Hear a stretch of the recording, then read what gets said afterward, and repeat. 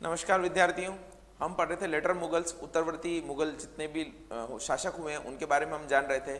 और उन्हीं लेटर मुगल के साथ साथ में हम उस समय की परिस्थितियों को भी देख रहे थे कि उस समय क्या चीज़ें घटित हो रही थी। जैसे हमने देखा कि मराठा सरदार जो है दिल्ली के शासन में कुछ ज़्यादा ही हस्तक्षेप कर रहे थे, तो मराठा के बारे में भी हम देख रहे थे।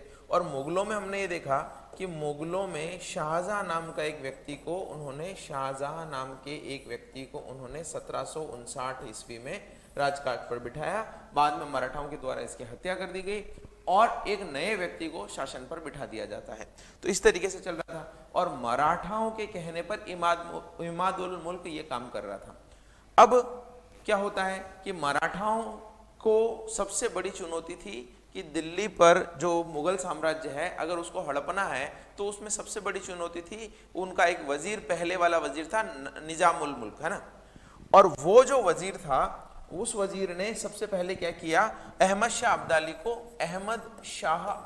को बुला लिया।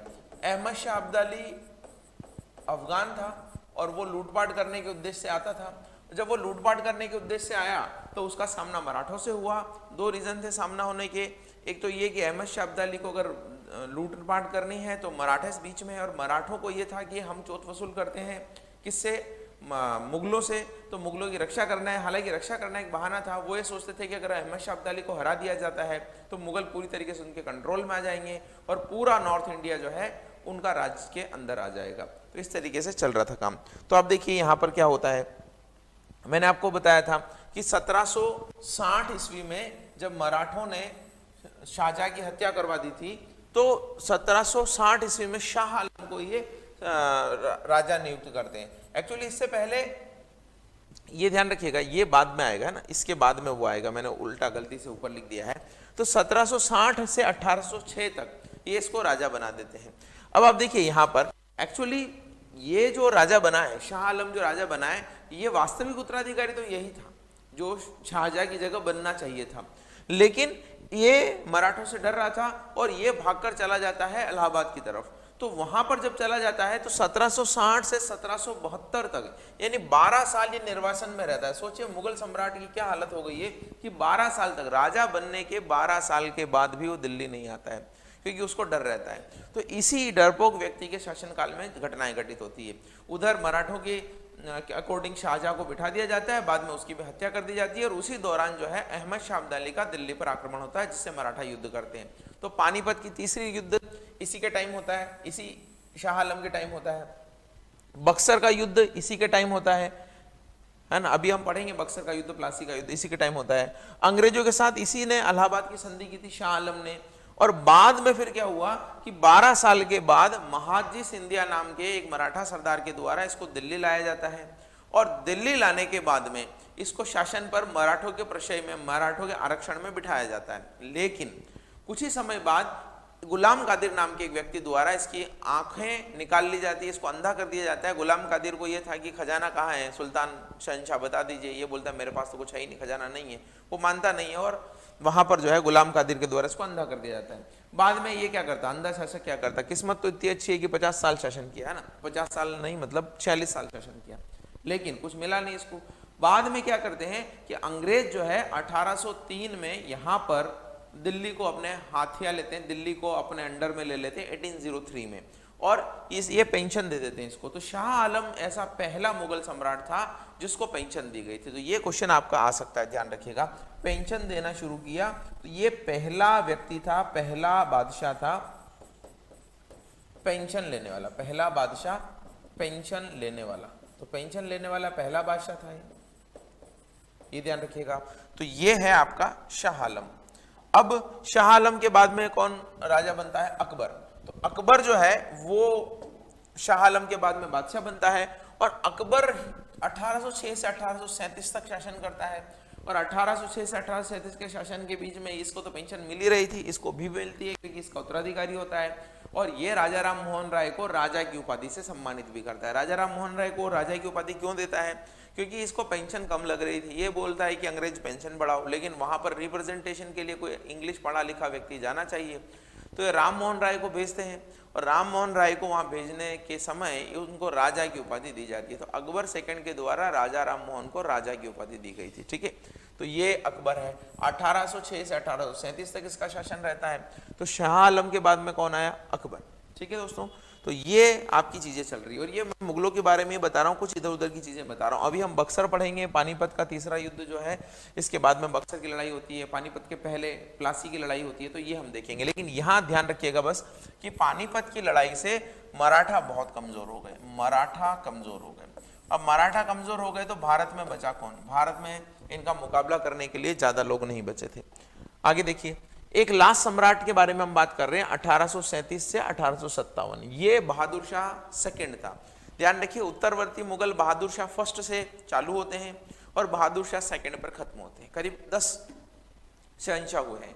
बहादुर शाह सेकंड तो बड़ा सीधा व्यक्ति था। ये जो है जफर के नाम से अपनी कविताएं भी लिखता था, उसी का एक नमूना मैंने यहाँ पर पेश किया है। इसकी गलती बस ये रह गई कि 1857 का जब विद्रोह होता है, देखिए 1857 तक ये राजा था, 1857 का जब विद्रोह होता है और जो सैनिक, जो विद्रोही सैनिक होते हैं वो दिल्ली जाते हैं और इनसे गुजारिश करते हैं कि भाई साहब आप हमारी क्रांति का नेतृत्व कर लीजिए। वो ये सोचते हैं कि मुगल सम्राट की अभी भी वैल्यू है और अगर मुगल सम्राट उनकी क्रांति की मिसाल को लीडरशिप के तौर पर उठा लेता है तो उनको बहुत फायदा होगा।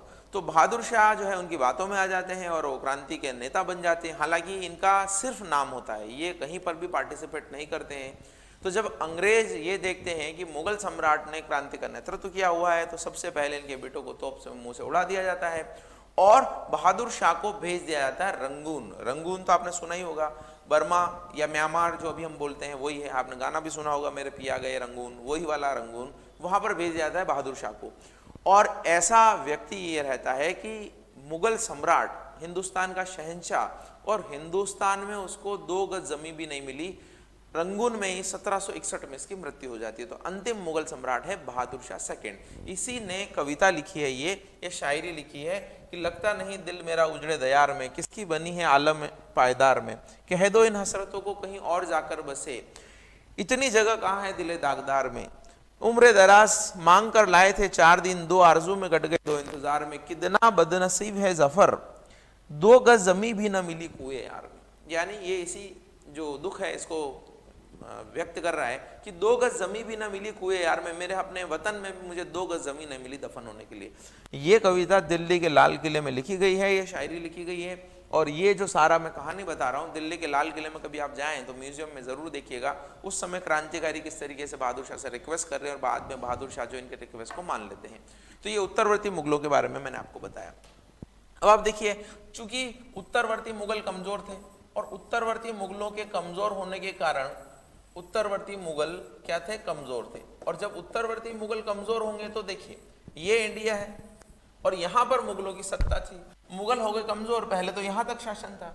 अब मुगल जब कमजोर हो गए तो क्या होगा? दूसरे जो राजा होंगे, छोटे छोटे सामंत होंगे, वो स्वतंत्रता की घोषणा कर लेंगे। जैसे यहां पर हैदराबाद में निजामुल मुल्क ने अपना जो है शासन, चिन किलिच खां भी बोलते हैं उनको, तो उन्होंने अपना शासन स्थापित कर लिया। यहाँ पर कार्नेटिक वॉर में जो कार्नेटिक जो रीजन था, ये यहाँ का तमिलनाडु, कर्नाटक और आंध्रा का, यहाँ पर अलग सत्ता स्थापित हो गई।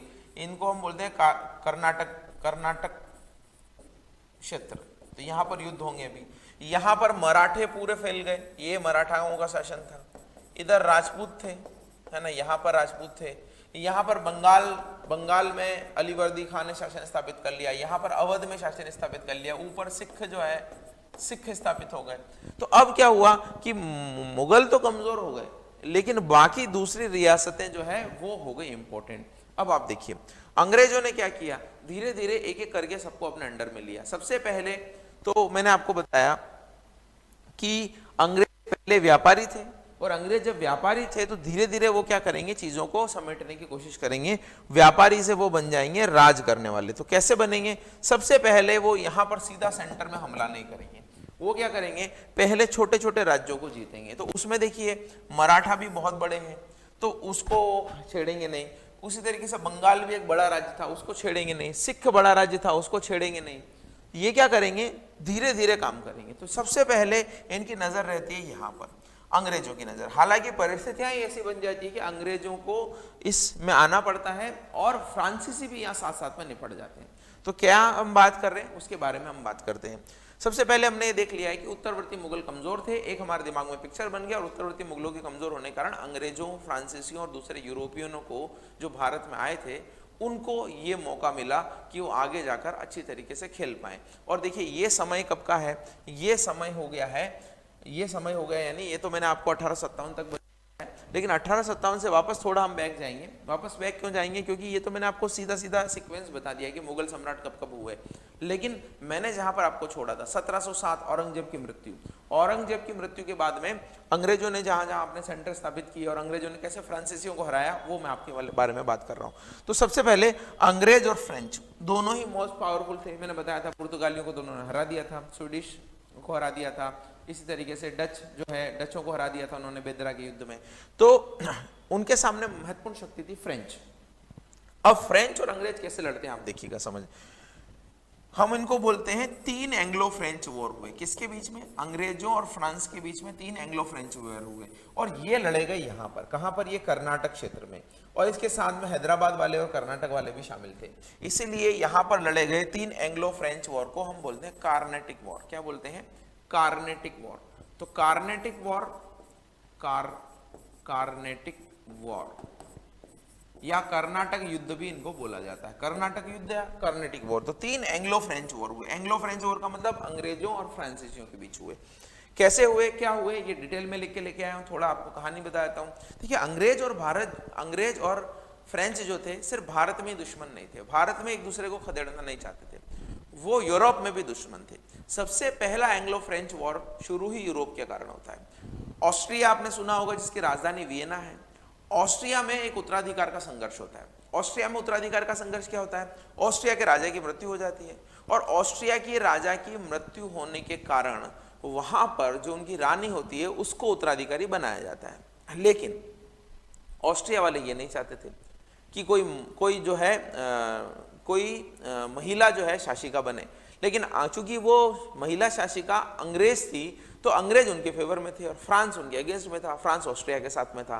तो इस तरीके से ऑस्ट्रिया का जो उत्तराधिकार का युद्ध था वहां पर यूरोप में झगड़ा होता है, और वही झगड़ा जाकर कहां पर आ जाता है, यहां भारत में आ जाता है। भारत में आ जाता है तो क्या करते हैं, यहां पर अंग्रेज जो है फ्रांसीसियों के कुछ जहाज डुबो देते हैं। अंग्रेज फ्रांसीसियों के कुछ जहाज जब वो देते तो फ्रांसीसी इन पर हमला करते हैं, और ये जाकर कर्नाटक क्षेत्र के नवाब अनवरुद्दीन के यहाँ पर शरण ले लेते हैं। अब कर्नाटक के नवाब अनवरुद्दीन के यहाँ शरण लेते हैं तो फ्रांसीसी का रुकने वाले थे। फ्रांसीसी कर्नाटक के नवाब अनवरुद्दीन को बोलते हैं कि अंग्रेज हमको दे दो, शरण में आपके आए हैं। तो कर्नाटक के नवाब अनवरुद्दीन जो है ये युद्ध करते हैं फ्रेंचों से, और फ्रेंचों से युद्ध करते तो उसमें अनवरुद्दीन की हार हो जाती है, और फ्रेंच को पता लग जाता है कि नवाब कहने के नवाब हैं, ये बस विलासिता में डूब गए हैं, इनको न लड़ना आता है न इनकी सेना प्रशिक्षित है, सिर्फ और सिर्फ जो है ये राज कर रहे हैं। तो फ्रेंच उस समय समझ जाते हैं कि इनको हराना बहुत ईजी है। बाद में तो अंग्रेजों और फ्रेंच में संधि हो जाती है, और यहाँ पर जो मद्रास फ्रेंच ने हथियार लिया था अंग्रेजों से वो भी वापस दे देते हैं। लेकिन ये पहला जो एंग्लो फ्रेंच वॉर खत्म होता है इसमें कई सारी चीजें क्लियर हो जाती हैं, और इसी समय एक फ्रांसीसी गवर्नर भारत आता है जिसका नाम रहता है ड्यूप्ले। अब ड्यूप्ले के दिमाग में सबसे पहली बार आता है कि क्यों ना फ्रेंच सत्ता जो है भारत में स्थापित कर दी जाए और इन राजाओं को अपनी तरफ मिला लिया जाए। तो अब यहां पर जो कर्नाटक का नवाब था अनवरुद्दीन, तो अनवरुद्दीन के दामाद चांदा खा को ये बोलते हैं कि भाई साहब आप हमारी तरफ आ जाओ, हम आपको नवाब बना देंगे। अब नवाब बनाएंगे चांदा साहब को, तो चांदा साहब तो बड़े खुश हैं, भाई उनको कुछ न कुछ तो देंगे। इसी तरीके से वो क्या करते हैं, चीजों को करने की कोशिश करते हैं। तो देखिए पहला एंग्लो फ्रेंच वॉर मैंने आपको बताया, यहाँ पर मैंने सारी डिटेल लिखी है, आप पढ़ेंगे तो समझ में आ जाएगा। युद्धों को कार्नेटिक वॉर कहा जाता है क्योंकि कर्नाटक रीजन में लड़े गए, साउथ इंडिया के तमिलनाडु कर्नाटक का आंध्र का भाग है। एंग्लो फ्रेंच वॉर पहला कब लड़ा गया, 1746 से 1748 के बीच में ऑस्ट्रिया के उत्तराधिकार का युद्ध था। किसकी ट्रिटी से खत्म हुआ, एक्स-ला-चैपल। ये एक्स-ला-चैपल की ट्रिटी जो है यूरोप में हुई थी, एक्स-ला-चैपल। तो एक्स-ला-चैपल की जो ट्रिटी है वो भारत में नहीं हुई थी, ध्यान रखिएगा, यूरोप में हुई थी। और वहां पर जब अंग्रेज और फ्रांसीसी एक दूसरे से समझौता कर लेते तो भारत में भी युद्ध खत्म हो जाता है। लेकिन सेकेंड एंग्लो फ्रेंच वॉर होता है, सेकेंड एंग्लो फ्रेंच वॉर होता है इसके बस एक साल बाद, क्योंकि मैंने बताया फ्रांसीसी गवर्नर कौन आ जाता है यहाँ पर, फ्रांसीसी गवर्नर आ जाता है डुप्ले, और डुप्ले क्या बोलता है कि जब कर्नाटक रीजन के नवाब अनवरुद्दीन के खिलाफ उनके दामाद चांदा साहब को खड़ा कर देता है कि हम आपको नवाब बना देंगे, और इसी तरीके से युद्ध होता है। एक और चीज उस समय होती है, एक और चीज क्या होती है कि हैदराबाद में भी जो नवाब होता है ना, उसकी मृत्यु हो जाती है। अब उसके बेटे यहाँ पर संघर्ष कर रहे हैं, तो अंग्रेज क्या करते हैं, अंग्रेज उस समय, फ्रेंच उस समय समझ गए थे कि ये लोग कमजोर हैं, हमें क्या करना है, इनकी कमजोरी का फायदा उठाना है और किसी भी एक का सपोर्ट कर लेना है।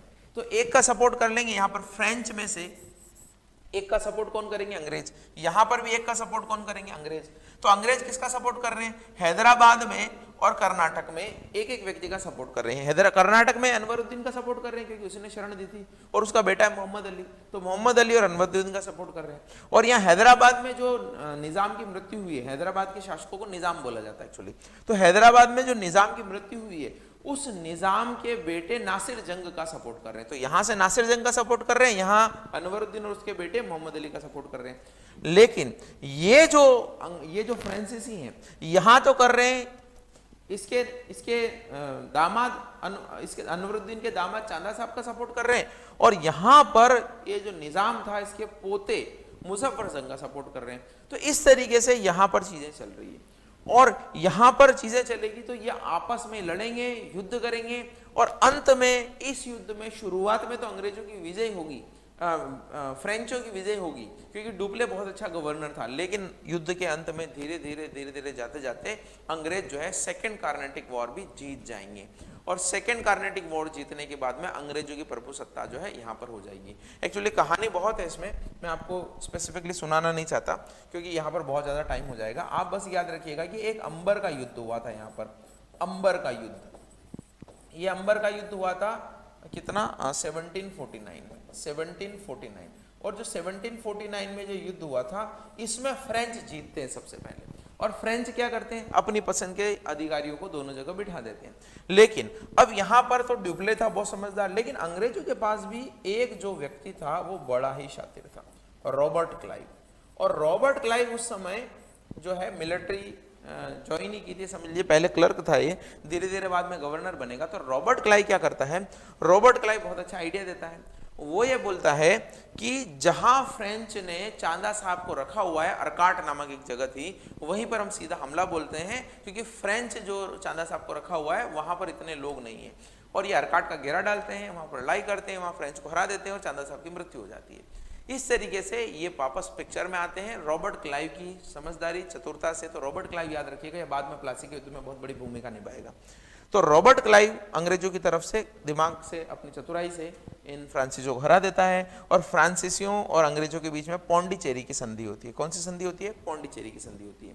फिर तीसरा युद्ध लड़ा जाता है, तीसरा युद्ध 1757 से 63 के बीच में लड़ा जाता है।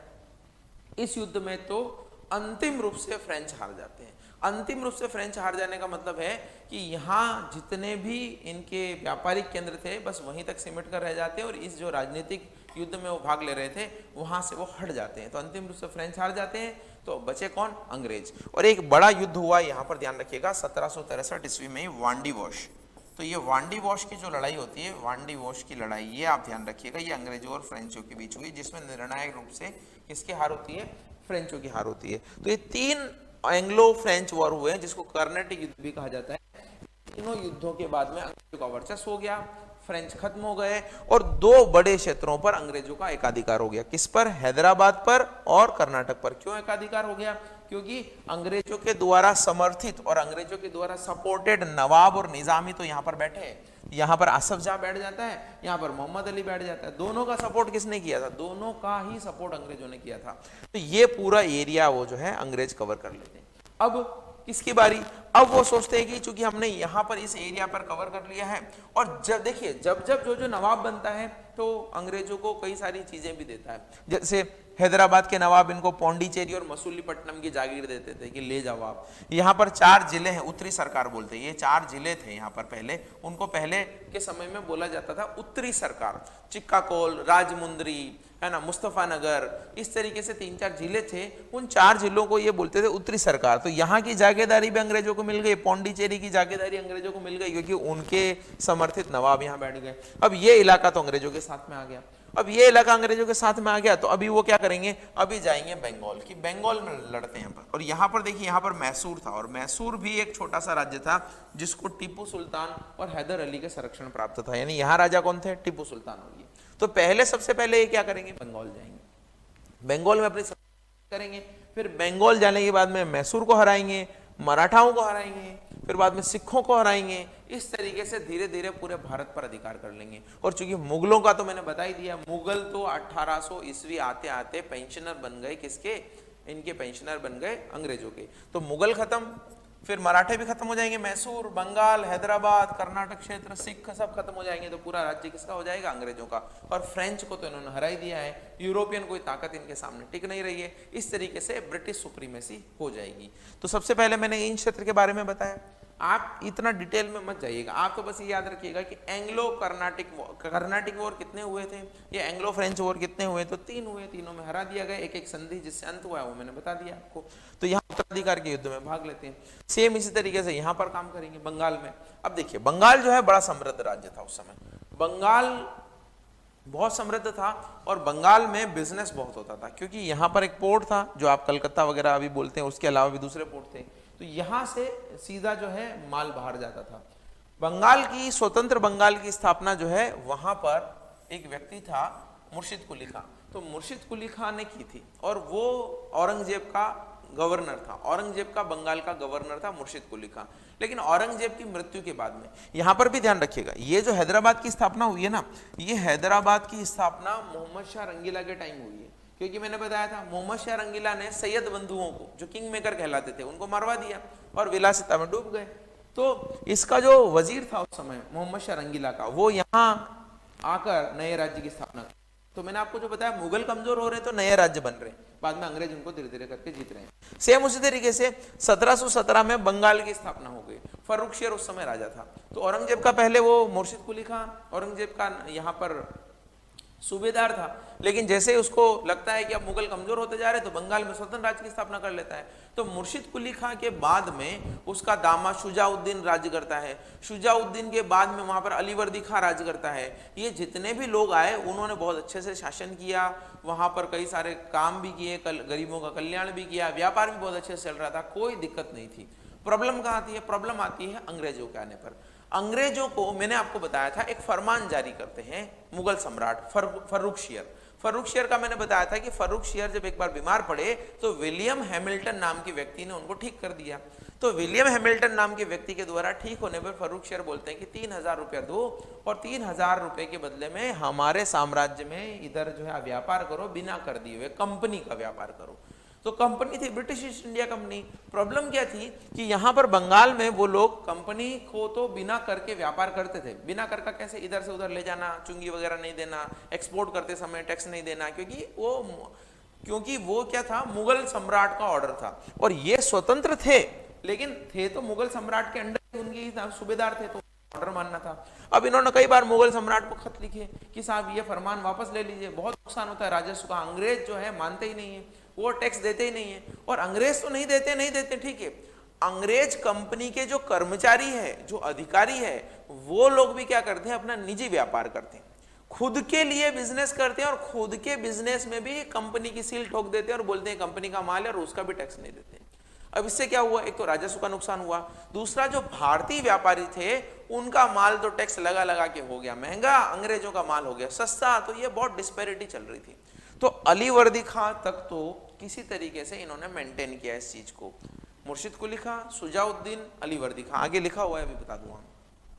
अलीवर्दी खां तक तो मेंटेन किया। ये किसी तरीके से अंग्रेजों को साल में एक बार लगान देने के लिए मजबूर करते थे, एक मुश्त राशि ले लेते थे खजाने में।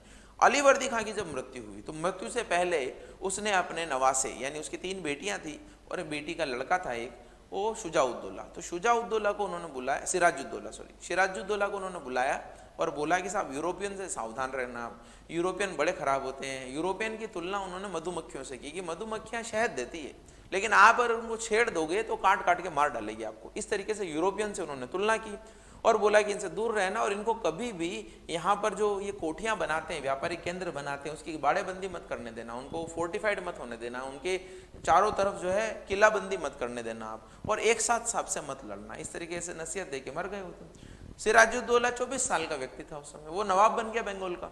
अब सिराजुद्दौला क्या है, बड़ा उत्तेजित प्रकृति का व्यक्ति था, बहुत जल्दी गुस्सा आ जाता था, बहुत जल्दी उत्तेजित हो जाता था। उसने अंग्रेजों को आदेश जारी कर दिया कि साहब आप जो है किलाबंदी मत करिए। अंग्रेजों ने मानी नहीं बात, तो अपना घोड़ा लेके निकल गया। अपना घोड़ा लेके निकलकर अंग्रेजों के कलकत्ता में जो बाड़ाबंदी हो रही थी, किलेबंदी हो रही थी, उसको रोक देता है और अंग्रेजों को भगा देता है। वो कासिम बाजार और बहुत सारे चंद्रनगर की बस्तियों को उजाड़ के उनको भगा देता है। जब अंग्रेज नावों में बैठकर भाग रहे होते हैं तो बड़ा खुश होता है, बड़ा खुश होता है कि अंग्रेज भाग गए, लेकिन उनका पीछा नहीं करता है। अंग्रेज भागने वाले कहाँ थे? सिराजुद्दौला वापस आ जाता है, सिराजुद्दौला वापस आ जाता है, लेकिन अंग्रेज भी फिर वापस आके अपने किलों पर अधिकार कर लेते हैं और षड्यंत्र करते हैं। किसके खिलाफ? नवाब के खिलाफ षड्यंत्र करते हैं, सिराजुद्दौला के खिलाफ षड्यंत्र करते हैं।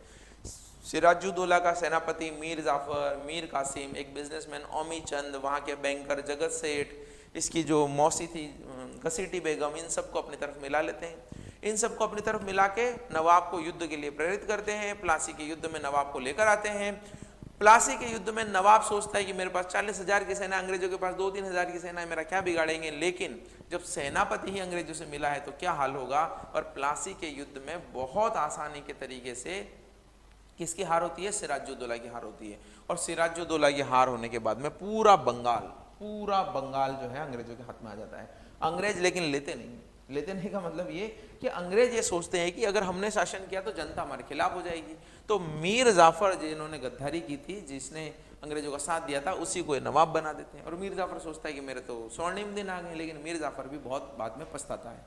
तो ये यहाँ तक कहानी सुनाई है। एक बार आगे कुछ फैक्ट एंड फिगर्स हैं वो देख लीजिए। चलिए देखिए यहाँ पर क्या है, ये मैंने बताया बंगाल के स्वतंत्र राज्य की स्थापना किसने की? मुर्शिद कुली खां ने की। मुर्शिद कुली खां के बाद में उसका दामाद शुजाउद्दीन बैठा, ये मैंने बता दिया। अलीवर्दी खां बैठा 1739 से 1756, एक्चुअली क्या 1717 से 1739 तक तो ये दोनों ही बैठे थे। फिर बाद में अलीवर्दी खां का पोता का मतलब यहाँ पर नवासा है, ध्यान रखिएगा, यहाँ नवासा मतलब बेटी का लड़का था वो, है ना। तो 1756 में बंगाल का नवाब बना। अब बंगाल का नवाब बना तो मैंने सारी कहानी सुना दी है। एक यहाँ पर ये चीज नहीं बताई, ब्लैक होल ट्रेजेडी, जो मैंने आपको बताया था कि सिराजुद्दौला बड़े गुस्से में आकर उनकी किलेबंदी को तोड़ देता है और उनको भगा देता है। उसी समय एक घटना हुई। अब हुई कि नहीं हुई इसलिए नहीं बताया था मैंने, क्योंकि ये वर्णन केवल अंग्रेज करते हैं। अंग्रेज एक रहता है जिसका नाम रहता है हॉलवेल। अंग्रेज बोलता है कि जब सिराजुद्दौला आया तो हम 146 लोगों को पकड़ लिया उसने। किसने? कितने? 146 में आंकड़ा इसलिए बता रहा हूँ कि आपको भयावहता पता लगेगी अगर ये घटना हुई है तो।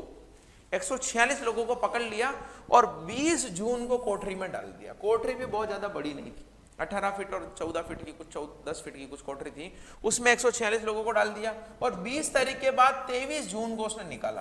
23 जून को जब 146 लोगों को बाहर निकाला तो इसमें से बचे ही 23 थे, यानी 123 लोगों की मृत्यु हो गई इस कोठरी में 3 दिनों में। इसी को बोलते हैं काल कोठरी की घटना या ब्लैक होल ट्रेजेडी। तो ब्लैक होल ट्रेजेडी या काल कोठरी की घटना जो है वो सिराजुद्दौला के टाइम हुई थी।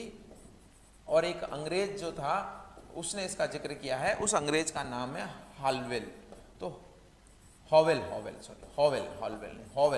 तो ये हॉवेल ने घटना का जिक्र किया है। और इसने जो घटना का जिक्र किया है ये इसलिए किया है क्योंकि ये बोलता है कि मैं बच गया था उसमें से, इन 23 बचे हुए लोगों में से हॉवेल नाम का एक व्यक्ति जो है बचा हुआ था।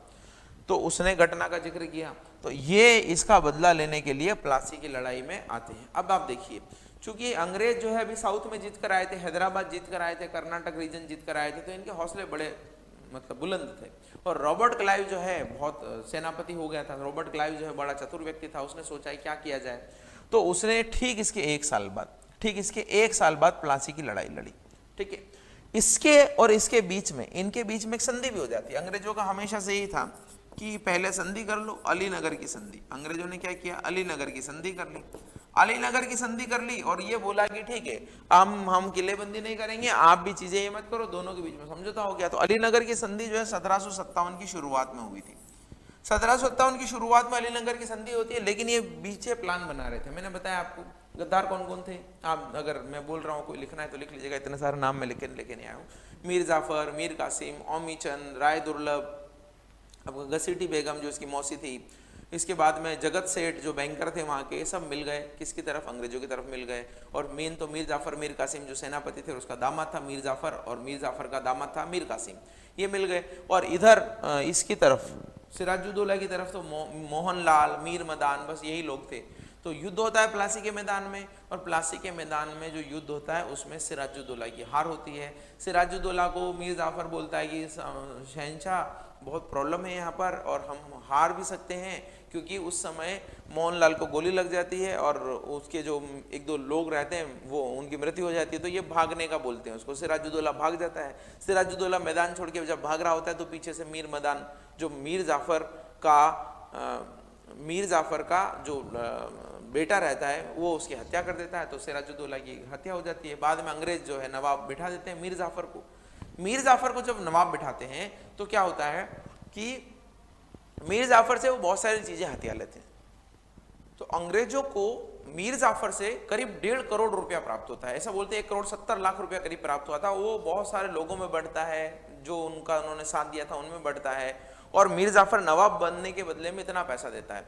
जब नवाब बनने के बदले में इतना पैसा देता है तो उसमें रॉबर्ट क्लाइव का भी बहुत हिस्सा होता है। कहते हैं रॉबर्ट क्लाइव को 20 लाख रुपया मिलता है। उस समय रॉबर्ट क्लाइव बहुत पैसा कमाता है। तो इस तरीके से बंगाल पर किसका अधिकार हो गया? बंगाल पर हो गया अंग्रेजों का अधिकार। उन्होंने अपने मीर जाफर को बिठा दिया। साहब मीर जाफर भी बहुत परेशान, मीर जाफर बहुत परेशान, यानी अंग्रेजों की डिमांडें बढ़ती जा रही है। अंग्रेज जो है रोज उससे पैसा मांगते हैं, और ये लाए कहां से? नवाब तो बन गया लेकिन कांटों का ताज अपने सिर पर रख लिया। तो ये अंग्रेजों से बात करने के लिए अपने दामाद को भेजता है मीर कासिम को कि भाई साहब जाओ अंग्रेजों से कलकत्ता बात करो कि इतना पैसा हम दे नहीं सकते। तो वो क्या करता है, मीर कासिम जब वहां बात करने के लिए जाता है तो अंग्रेज उसको अपनी तरफ मिला लेते हैं कि तेरे को नवाब बना देंगे, तू पैसा दे सकता है क्या? इस तरीके से बात होती है। तो मीर जाफर की जगह मीर कासिम को नवाब बना दिया जाता है, मीर जाफर को हटा दिया जाता है। मीर कासिम भी नवाब बनते उसको अकल आ जाती है कि नवाब बनना इतना आसान नहीं है। तो मीर कासिम क्या करता है, देखिए मैं आपको जो है क्लियर बता रहा हूं वापस से।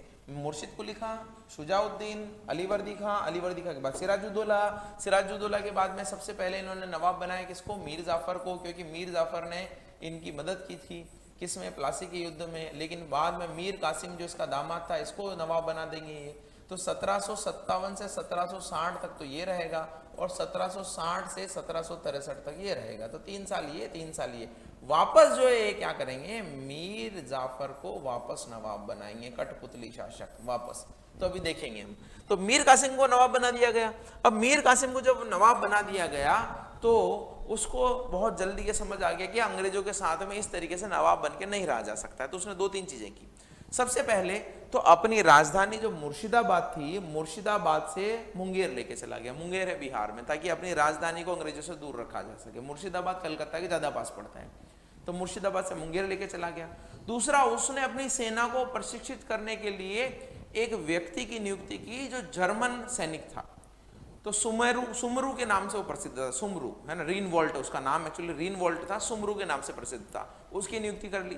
तीसरा, इसने क्या किया कि अंग्रेज चूंकि कर नहीं देते थे और भारतीय व्यापारियों को नुकसान होता था, तो इसने बोला कि अब बंगाल में इंडियन व्यापारी भी कर न दें, उनको भी बराबर में ला दिया। अंग्रेजों को बड़ा नुकसान हुआ इससे। उनकी वस्तुओं की कीमत जो कम हो रही थी, भारतीय टैक्स दे रहे थे, अब भारतीय भी टैक्स नहीं देंगे, अंग्रेज भी टैक्स नहीं देंगे। इससे अंग्रेज हो गए खफा। छोटी मोटी लड़ाइयां मीर कासिम ने लड़ी और भाग कर चला जाता है। जब भाग कर चला जाता है 1763 में, तो अंग्रेज कुछ समय के लिए तो किसको बिठा देते हैं, मीर जाफर को वापस बिठा देते हैं। लेकिन जब ये मीर कासिम भाग कर जाता है तो ये कहां जाता है वो समझिए। मीर कासिम भाग कर जाता है इलाहाबाद। अब आप सोच रहे होंगे इलाहाबाद में क्या नहाने जाता है, क्या करने जाता है इलाहाबाद में?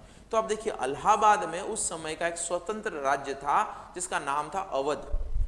अवध, और उसी जगह एक मुगल बादशाह बैठा हुआ है। मैं वापस याद दिला दूं आपको कौन सा मुगल बादशाह बैठा हुआ है। देखिए, मैंने आपको अभी पढ़ाया है तो आपको बहुत जल्दी ही याद आ जाएगा। ये है शाह आलम। ये शाह आलम मैंने बताया था 12 साल तक राजा बनने के बाद भी कहा नहीं गया, दिल्ली नहीं गया, क्योंकि डरता था। तो ये 12 साल तक इलाहाबाद ही बैठा रहता है। अब एक तरफ तो मिल गया शाह आलम, है ना, इलाहाबाद की संधि जो ये करेंगे ना, अभी हारेंगे इसलिए संधि करेंगे। तो एक तरफ तो मिल गया शाह आलम। कौन मिला? शाह आलम, है ना। यहां पर लिख देते हैं। देखिए, इलाहाबाद में कौन है? इलाहाबाद में कौन है? इलाहाबाद में एक तो है मुगल बादशाह। मुगल बादशाह का नाम क्या है? शाह आलम। एक है अवध का नवाब।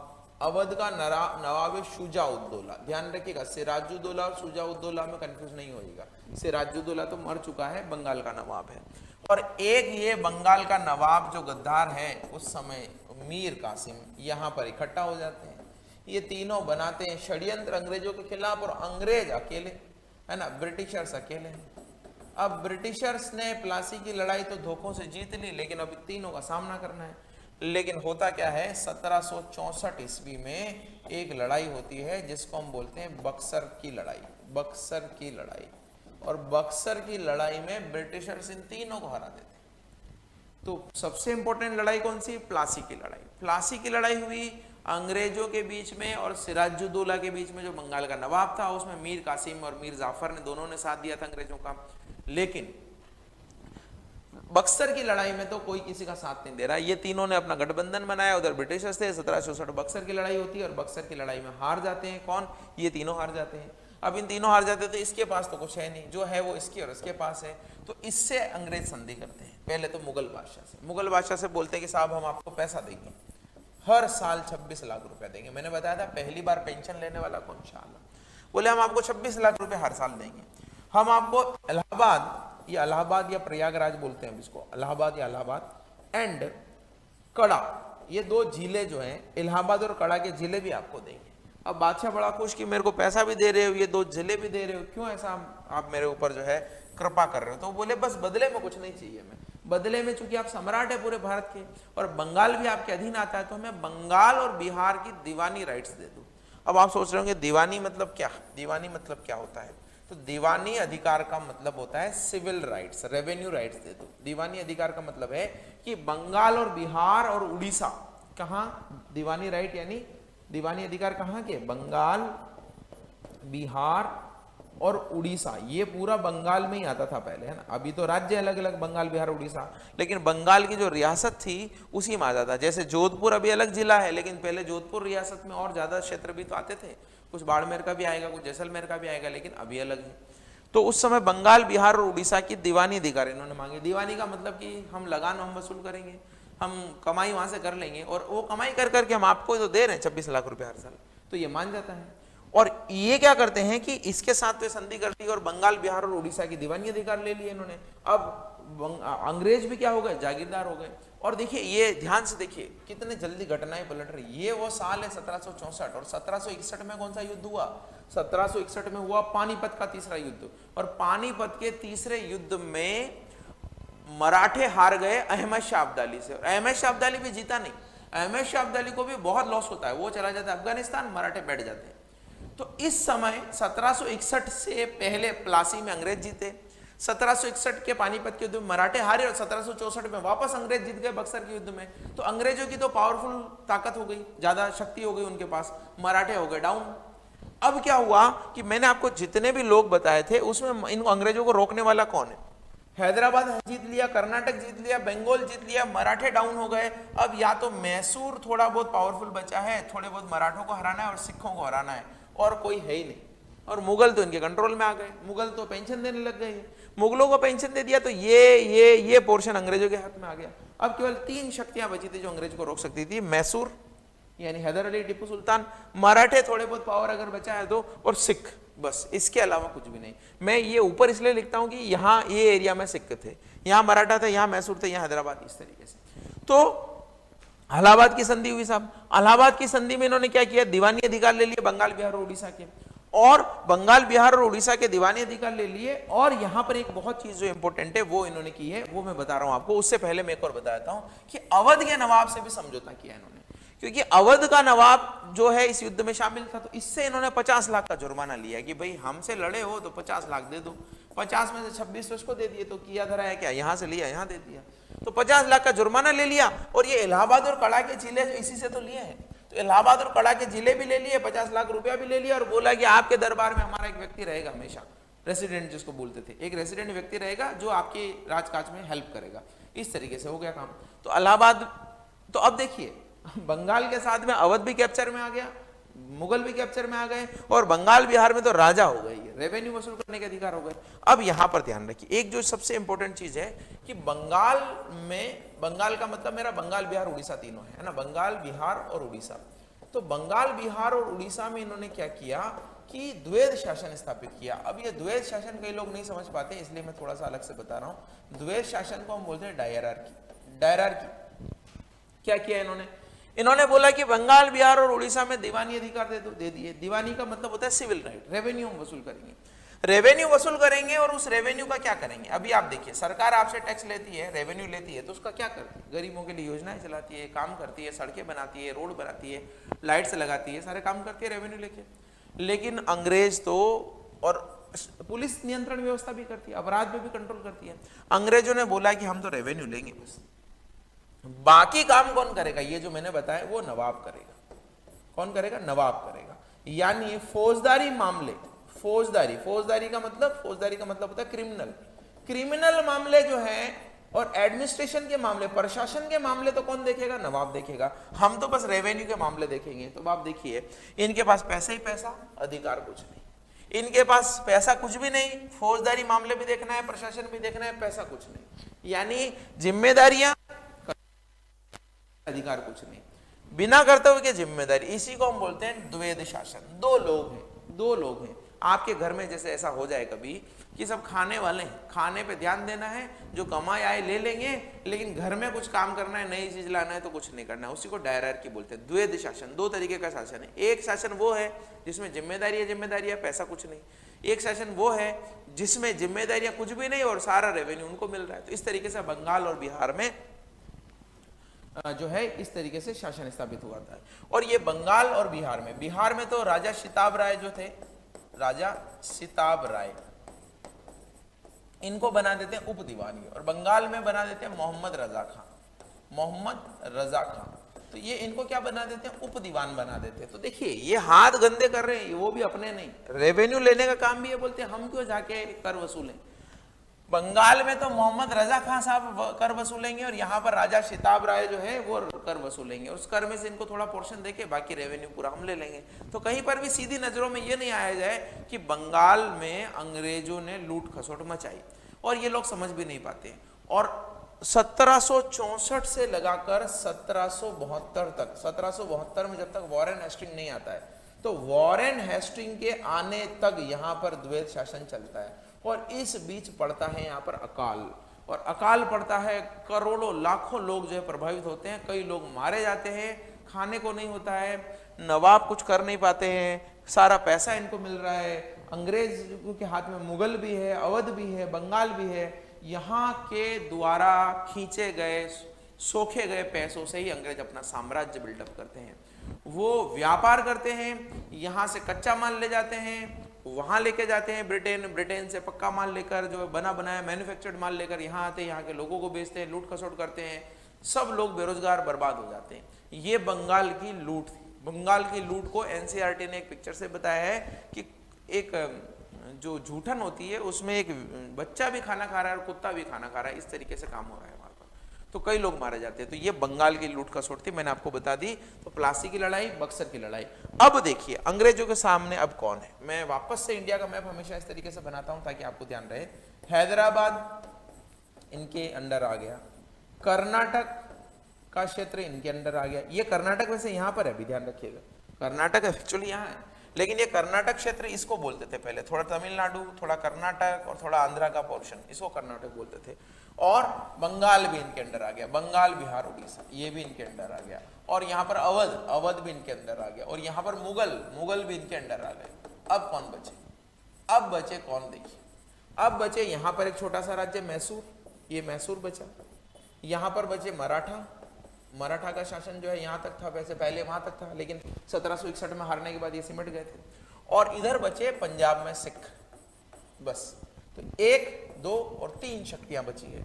इन 3 शक्तियों को भी धीरे धीरे करके वो हरा देंगे। 4 युद्ध मैसूर के साथ में लड़ेंगे, 3 युद्ध मराठों के साथ में लड़ेंगे और 2 युद्ध सिखों के साथ में लड़ेंगे। यानी 3 एंग्लो मैसूर वॉर होंगे, सॉरी 4 एंग्लो मैसूर युद्ध होंगे, 3 एंग्लो मराठा वॉर होंगे और 2 एंग्लो सिख वॉर होंगे। आंग्ल सिख, आंग्ल मराठा, आंग्ल मैसूर युद्ध होंगे। 4, 3, 2, खत्म कहानी, सबको हरा देंगे।